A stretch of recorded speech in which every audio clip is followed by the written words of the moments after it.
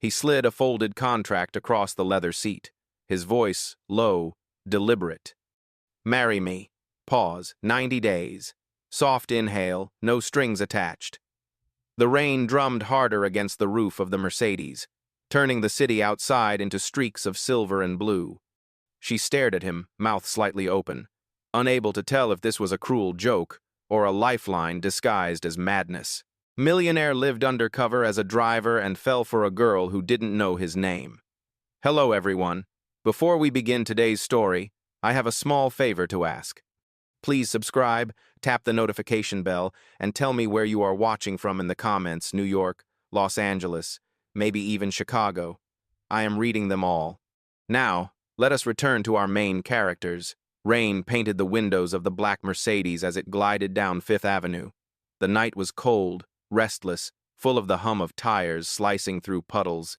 Inside, the air smelled faintly of leather, and his cologne sharp, expensive, restrained. Maya Hart sat rigid in the back seat, her hands clutching the strap of her worn purse, her breath fogging the window. She had been fired that morning from her job at Coal Industries' catering branch, accused of a mistake she did not make. Her rent was overdue. Her mother's hospital bills were piling up. She had accepted a ride from the company driver, not realizing the man behind the wheel was Ethan Cole himself, the cold, unreadable CEO whose photo decorated financial magazines. When he stopped in front of a red light, he finally turned to face her. His eyes were a calm storm, the kind that warned of danger before thunder broke. "Maya," he said evenly, "I have a proposal." Her brows knitted. "A job?" "A marriage," he said without pause. The words hit her like a wrong turn at full speed. "I am sorry, what?" He leaned back, his tone steady, businesslike. "A marriage contract. 3 months. You will attend public events with me, and in return, I will pay off your debts and your mother's medical expenses in full."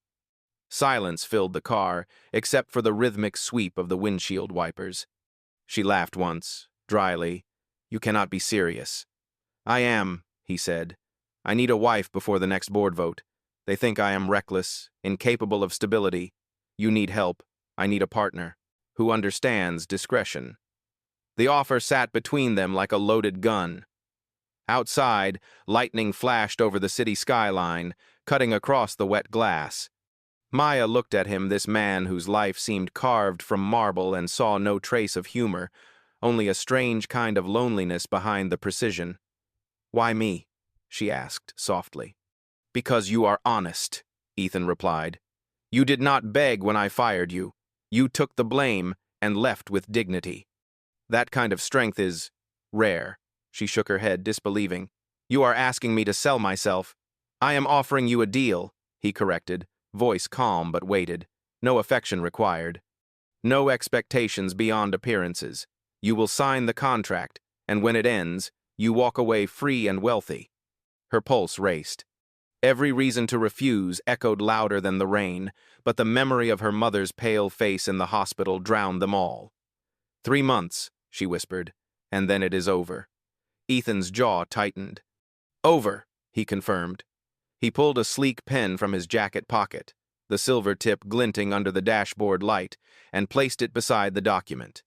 The car stopped at a quiet intersection, the city's heartbeat muffled by the storm. Maya stared at the lines of text, the signature box waiting like a dare. Then, with trembling fingers, she reached for the pen. Somewhere in the distance, thunder rolled across Manhattan. And inside the car, 2 strangers signed a contract that would change both their lives forever. The ink on her signature was still wet when Ethan folded the papers neatly and slipped them into his leather briefcase. Neither of them spoke for several seconds. The sound of rain filled the silence between them, 1,000 tiny hammers on the glass. Maya pressed her palms together in her lap. The reality of what she had done hit her like the chill creeping through the seams of the car door. She had agreed to marry a stranger, a billionaire who had just offered her salvation wrapped in legal language. Ethan finally started the engine again. The hum of the Mercedes was low and smooth, but the tension inside the cabin was anything but calm. His eyes stayed on the road. "A car will pick you up tomorrow at 8. We will handle the public announcement together." Maya blinked. "Announcement?" He nodded once. Our marriage has to appear real.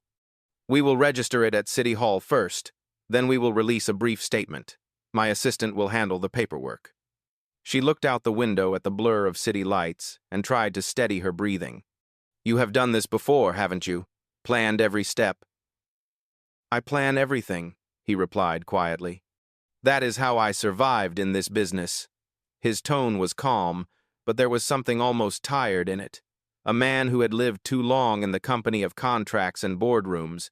When the car finally stopped in front of her small apartment building, she hesitated before opening the door. The rain had softened to a drizzle, shimmering beneath the streetlight. Ethan reached for the umbrella on the seat beside him and handed it over. "Do not be late tomorrow," he said, "and do not tell anyone about the contract." She nodded, stepping out into the wet air. "Good night, Mr. Cole." His gaze followed her until she disappeared inside. For the first time in years, he felt something stir and unease he could not classify as business. The next morning, the Mercedes waited outside her building, exactly at 8. Maya climbed in, wearing a simple navy dress and clutching the small purse that carried her mother's photograph. Ethan looked at her for a moment longer than he should have before saying, "You look appropriate." At City Hall, everything moved too quickly. The clerk asked them to sign a few more forms, stamped them, and declared them husband and wife. No music, no flowers, just the soft click of a pen and the faint echo of their footsteps on marble floors. As they stepped outside, the rain had stopped. Sunlight broke through the clouds, catching the chrome of the car. Maya stood still for a second, feeling the ring of plain silver band slide loosely on her finger. "This is temporary," she reminded herself under her breath. Ethan opened the car door for her, his expression unreadable. "We have a photo shoot scheduled at the office this afternoon. My PR team will brief you." "Of course," she said, trying to sound detached, but the weight of the ring made her hand tremble. On the drive back, the city blurred again past the windows, a moving watercolor of glass and motion. Ethan's phone vibrated with constant notifications, but he ignored them. "Are you always this calm?" she asked suddenly. He glanced at her reflection in the window. "Calm is easier than regret." The words hung between them, quiet and personal, until the car stopped at the private entrance of Cole Tower. Security guards nodded as they entered the building. Cameras flashed. A line of reporters waited under umbrellas, eager for a glimpse of the elusive CEO's mysterious bride. Maya's pulse pounded. Ethan stepped closer, his hand hovering near her back but never quite touching. "Smile," he murmured. "We are a perfect couple, remember?" She lifted her chin, forcing a smile that felt too heavy for her face. The cameras clicked. Flash after flash lit their path as they walked into the marble lobby. Inside the elevator, the sound of rain faded away completely. Only the quiet hum of machinery and their uneven breathing filled the space. She turned slightly toward him. "And what happens when someone realizes this is not real?" Ethan's jaw tightened. "Then I will make it real," he said softly, almost to himself. Maya looked at him in surprise, but the elevator doors opened before she could speak. The flash bulbs from the lobby still echoed behind her eyes, but the memory of his words stayed louder than any of them. The elevator opened into the top floor of Cole Tower, where glass walls framed the skyline like a moving painting. Maya stepped out first, her heels clicking on the polished marble. Every surface reflected wealth, the kind that felt cold, unreachable. Assistants moved quickly through the hall, whispering her new title, Mrs. Cole. Ethan walked beside her, expression unreadable. "You will meet my legal team first," he said, leading her into a conference room with a long glass table and city views stretching for miles. "They will explain the terms again. It is important you understand every boundary." Maya took a seat at the far end of the table, her reflection flickering in the glossy surface. A young woman with a tight bun handed her another folder. "This outlines your media schedule, Mrs. Cole. There are 5 public appearances over the next 3 months. You will also attend the annual charity gala as Mr. Cole's spouse." Maya managed a polite nod, though her stomach felt twisted in knots. Every clause reminded her that she did not belong in this world. When the meeting ended, Ethan dismissed the team and waited until the room emptied. "I know this is overwhelming," he said, voice softer.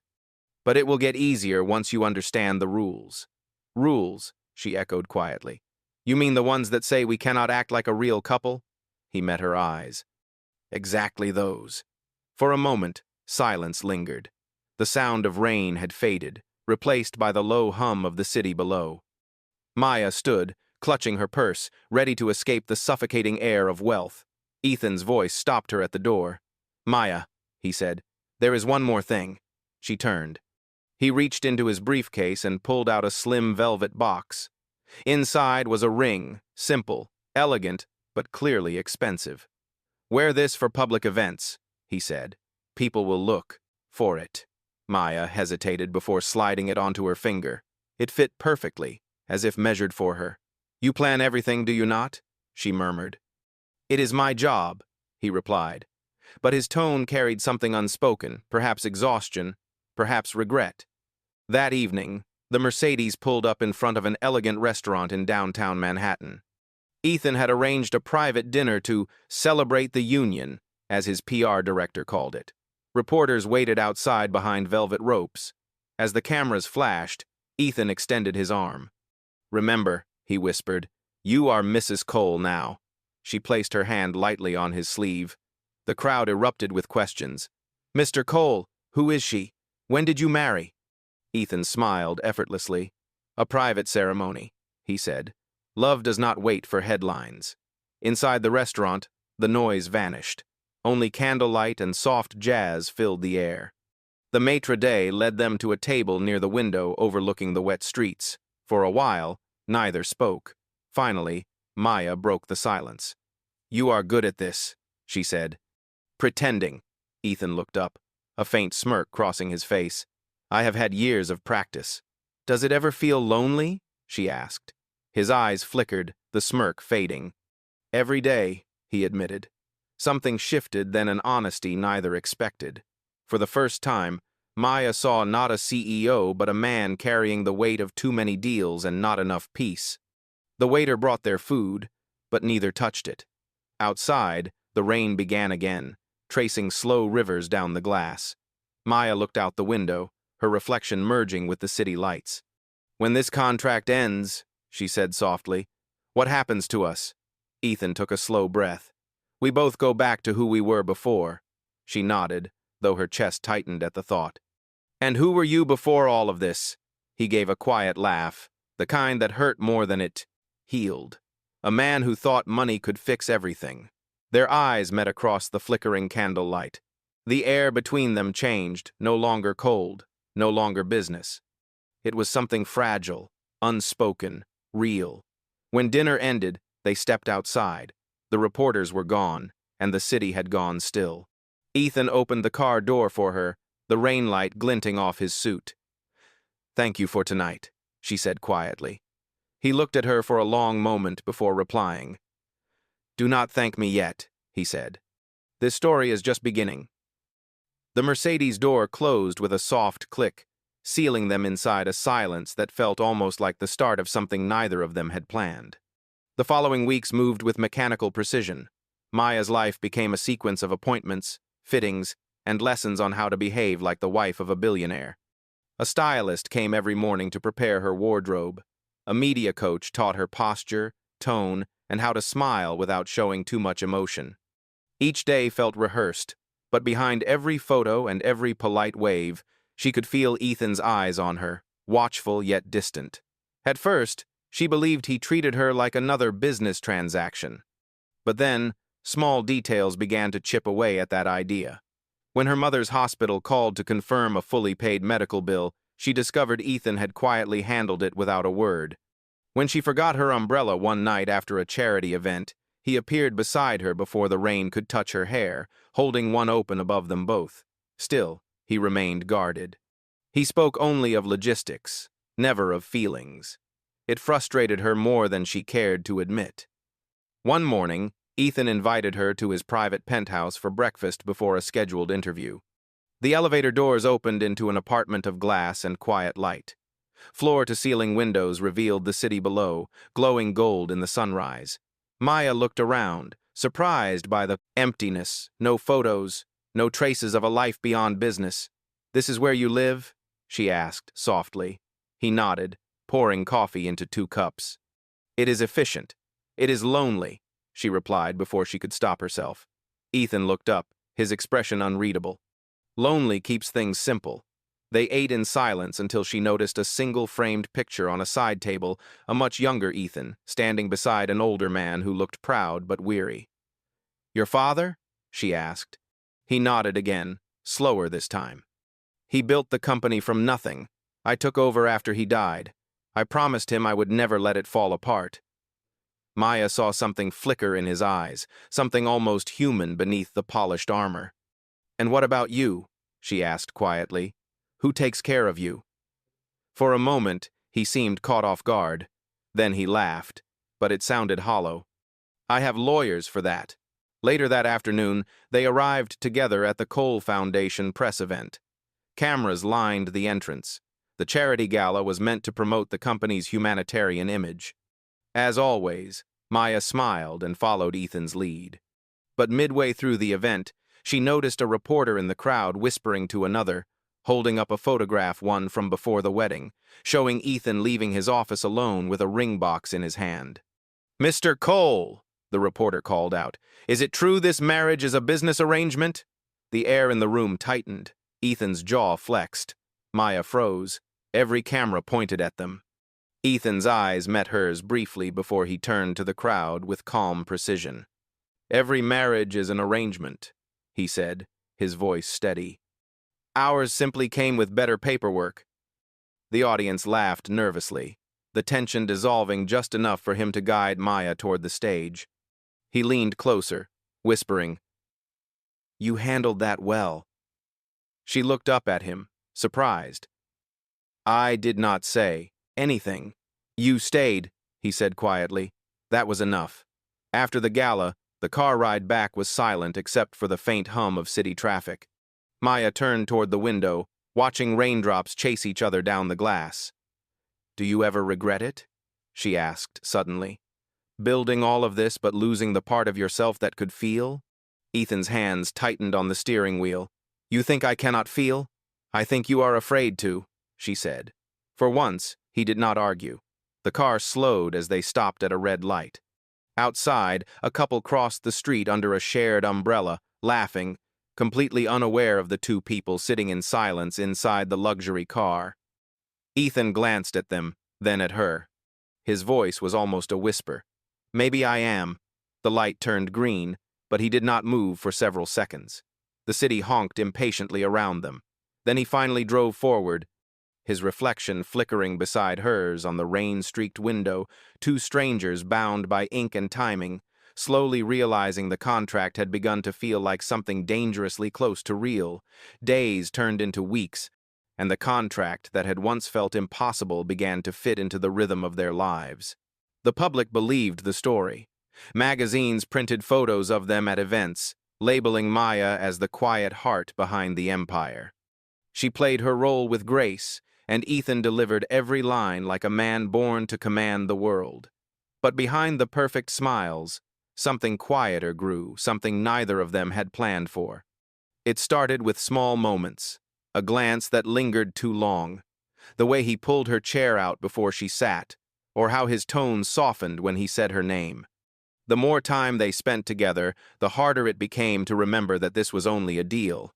One night, they attended a charity dinner at a restaurant in Los Angeles. The lights were dim, the air filled with the low hum of conversation and jazz. Across the table, Ethan studied Maya as she tried to make sense of the expensive menu. "You do not have to pretend to like caviar," he said, a faint smile touching his lips. She laughed quietly. "Then you do not have to pretend to like people." He raised an eyebrow. "Fair enough." The waiter poured wine. She sipped carefully, feeling the warmth rise to her cheeks. Outside, rain streaked down the glass, catching reflections of city lights. For the first time, she realized how peaceful he looked when he was not fighting the world. Halfway through dinner, his phone buzzed. He ignored it once, then again. Finally, she said softly, "You can answer it." "I would rather stay here," he replied. "With you." The words hung in the air, unguarded. Maya looked down, tracing the rim of her glass. Careful, Mr. Cole. That almost sounded real. His voice dropped, calm but deep. Maybe it is. The moment broke when the waiter arrived with dessert. But something had changed. When he reached across the table to take her hand, she did not pull away. Later that night, as the Mercedes glided through the quiet streets back to Manhattan, Ethan leaned his head against the window. "Do you ever wonder," he asked, "what would have happened if we had met without the contract?" She turned toward him. "I would have thought you were out of my league." He smiled faintly. "You still think that?" "No," she said. "Now I think we are both just people trying not to drown." The car slowed in front of her building. She hesitated, then spoke again. "You should come upstairs. Just for tea." He hesitated too long, then nodded once. Just tea. Inside her small apartment, the warmth felt different from his penthouse. The furniture was mismatched. The air smelled faintly of paint and coffee. She handed him a mug. "It is not your imported brand," she said, smiling nervously. He looked around the room, photos of her mother, sketches scattered on the wall, the evidence of a real life. "It is perfect," he said simply. They sat in silence, steam curling between them. For the first time, Ethan looked less like a CEO and more like a man who had forgotten how to breathe without control. Maya broke the quiet. "You know this will end soon." "I know," he said. "That is what scares me." Her heart ached at his honesty. The contract had rules, no affection, no expectations, but somewhere along the way, they had both begun to forget them. When he finally stood to leave, he paused at the door. "Maya," he said softly, "thank you for reminding me what quiet feels like." She smiled faintly. "And thank you for proving that even control can be kind." He left without another word, the door clicking softly behind him. Maya leaned against it, her pulse still unsteady, realizing that the man she had once thought heartless had just shown her his most human side. Outside, the rain had stopped, but in her heart, a storm was just beginning. If this fake marriage universe pulls you in, subscribe now so you never miss the next chapter. The following morning, sunlight spilled through the glass walls of Ethan's office, touching the polished surface of the mahogany desk where two coffee cups sat side by side. He had arrived early, yet he could not focus. His eyes kept drifting to the faint ring of lipstick on Maya's mug from the night before. It was proof that something had changed. Something he could not name without breaking one of his own rules. He was still lost in thought when his assistant entered. "Sir, the board meeting begins in 10 minutes, she said. "Also, Mrs. Cole confirmed attendance." He looked up, the words stirring something inside him. "Good," he replied, voice even, but his pulse had quickened. By the time Maya arrived at Cole Tower, the conference room buzzed with tension. She wore a navy suit, her hair pulled neatly back, every inch of her the image of composure. Ethan greeted her with a polite nod, careful not to reveal the warmth that tried to rise behind his professional mask. The meeting dragged on for hours. Reports, graphs, profit projections, all noise. But when one of the senior board members, a man named Victor Hale, leaned forward and said, "Rumor has it this marriage is a cover-up, Mr. Cole," the room fell silent. Maya's heart stopped. Ethan's gaze turned sharp. "Do you make a habit of repeating gossip during business meetings?" he asked calmly. Victor smirked. "Investors talk. They say your little love story was convenient timing. It kept your position safe when the shareholders questioned your stability." Ethan's fingers drummed once on the table. "What people say outside this room is irrelevant. What we do in here is build an empire." But Maya saw it, the flicker of doubt in his eyes, the fatigue of a man fighting wars on too many fronts. When the meeting ended, she followed him into the hallway. "You should not let them get to you," she said softly. He turned to face her. "You think I care what they say?" "Yes," she said, meeting his stare. "You care about everything, Ethan. That is the problem." He exhaled slowly, the tension in his shoulders breaking for just a moment. "You are the only person who talks to me like that." "Then maybe you needed someone to," she said. They stood there longer than they should have. The air between them was heavy, charged with everything they had not said since the night he came to her apartment. Before he could speak again, A knock on the glass interrupted them. His assistant gestured to his phone. "Sir, line 1. It is urgent." Ethan stepped away to take the call, and Maya turned toward the window. The skyline shimmered, endless and distant. For the first time, she realized how much of her life had been absorbed by his world.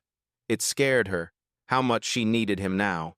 That evening, Ethan showed up at her apartment again, this time without warning.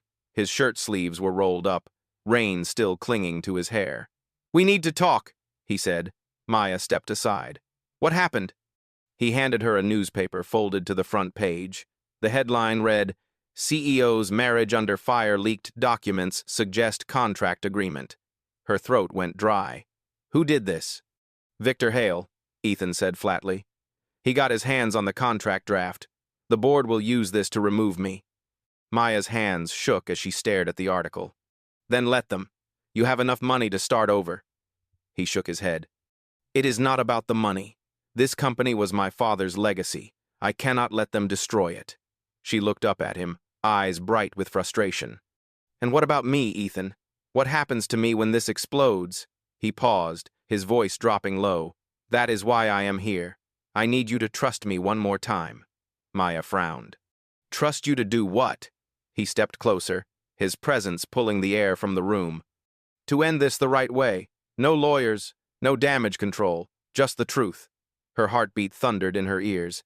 "And what is the truth?" His answer came without hesitation. "That somewhere between the first lie and the last photo, I stopped pretending." She stared at him, speechless. The rain began again outside, soft against the window, the same rhythm that had followed them since that first night in the car. Ethan's voice lowered to a whisper. "If this is going to burn, then let it burn honest." He turned toward the door, leaving her alone with the sound of rain and the echo of the only confession he had ever given without a contract to protect him. The next morning, the city woke to chaos. Every major business outlet carried the story, the Billionaire marriage scandal. Photos of Ethan and Maya filled the screens, headlines questioning whether the marriage was real or a calculated move. Outside, Cole Tower, reporters gathered like a storm. Inside, Ethan stood before the board, his expression cold but composed. "You wanted proof that I have lost control," he said, his voice echoing through the conference room. "Here it is. The story is real, but not the way you think."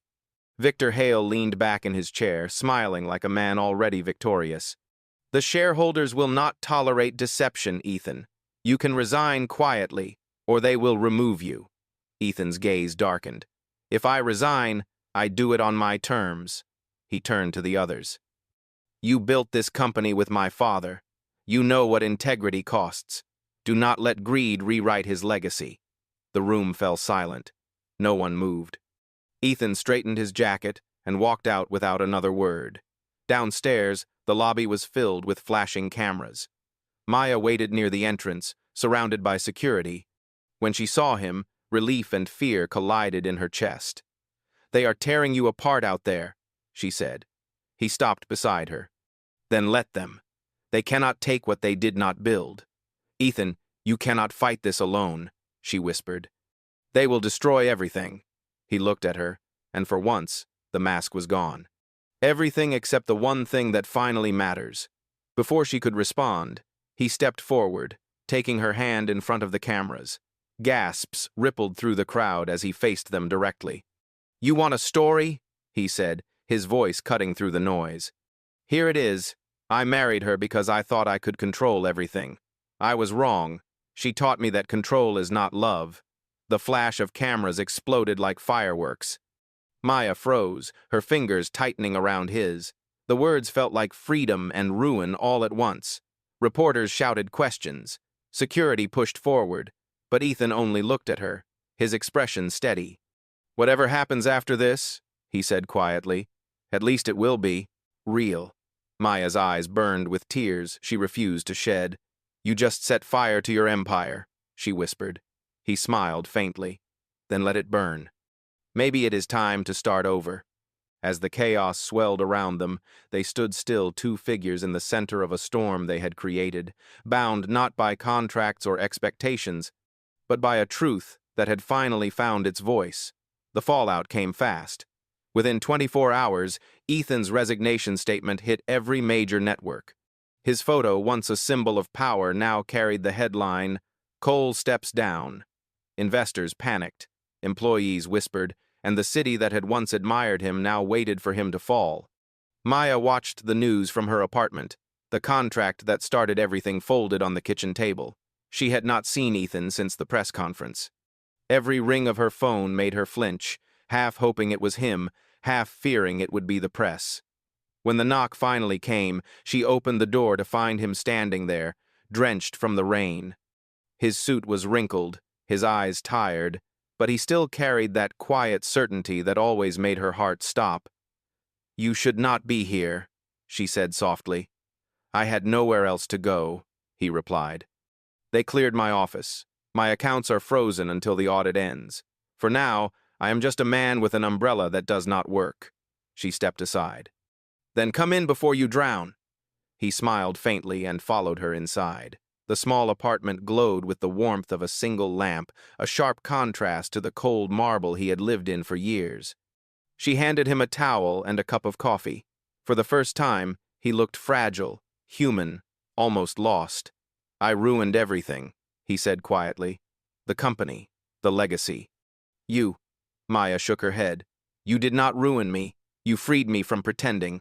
He stared at her for a long moment, his eyes searching. "And what if I told you I never want to go back to pretending?" Her voice trembled. "Then what are we now? Whatever we choose to be," he said. "No contracts, no deadlines. Just two people trying again." Outside, thunder rolled through the sky, and the city lights flickered across the window. He set the coffee cup down and stepped closer, his voice low. "When I first asked you to marry me, I offered security. This time, I have nothing to offer but myself." Maya took a deep breath, her heart racing. "That is all I ever wanted." For a long moment, they stood there in the quiet hum of the rain, two people stripped of everything except honesty. The world outside could spin its stories, but inside that small apartment, the empire had already been rebuilt, one heartbeat at a time. Ethan reached into his pocket and pulled out the same silver ring from the day they signed the contract.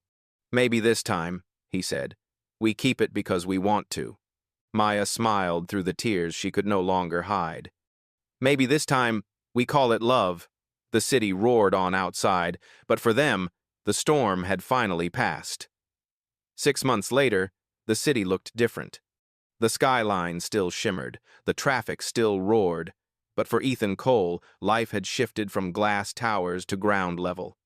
He no longer owned the empire his father built, but he had built something new, something quieter, something real. Maya stood beside him in front of a small gallery in Brooklyn. A sign on the window read, "Ordinary Wonders," a charity exhibition by Maya Hart. Inside, sunlight spilled over paintings that told their story without words, cityscapes blurred by rain, a silver Mercedes under streetlight, two shadows holding hands against the storm. Ethan helped her adjust one of the frames, his fingers brushing hers. "You know," he said, "this is better than any boardroom I have ever walked into." Maya smiled, brushing a strand of hair behind her ear. "That is because no one is pretending here." The gallery door opened as guests began to arrive, artists, students, people from the community foundation Ethan had started after leaving the company. He had named it the Cole Initiative, focused on rebuilding small businesses and helping young entrepreneurs find their voice. As the evening unfolded, Ethan found himself watching Maya instead of the art. The way she spoke to strangers, the way her laughter softened the edges of every room, it reminded him why he had chosen to lose everything. When the last guests left, the gallery was quiet again. Rain began to fall outside, gentle this time, tapping against the glass. Ethan turned to her. "Do you remember the night this all began? The rain, the contract, the car?" She laughed softly. "How could I forget? You were the man who offered a marriage like a business deal. And you were the woman who turned it into a life," he said. From his coat pocket, he pulled out a small envelope and handed it to her. Inside was a single page, a new contract written by hand. She unfolded it slowly. The paper read, "Clause 1. This time, it is forever. Clause 2. No signatures needed. Tears filled her eyes as she looked up at him. You still cannot stop writing contracts, can you? He smiled. Old habits die hard. But this one, I plan to keep. She stepped into his arms, the city lights reflecting in the glass behind them. The world outside kept moving, unaware that two people had just rewritten what love meant to them without wealth, without pretense, just the truth they had earned. As the camera of their lives pulled back, the rain eased into silence, and the faint echo of laughter lingered in the warm light of the gallery, two signatures that needed no ink. If you want more untold billionaire love, subscribe and choose your next chapter on screen.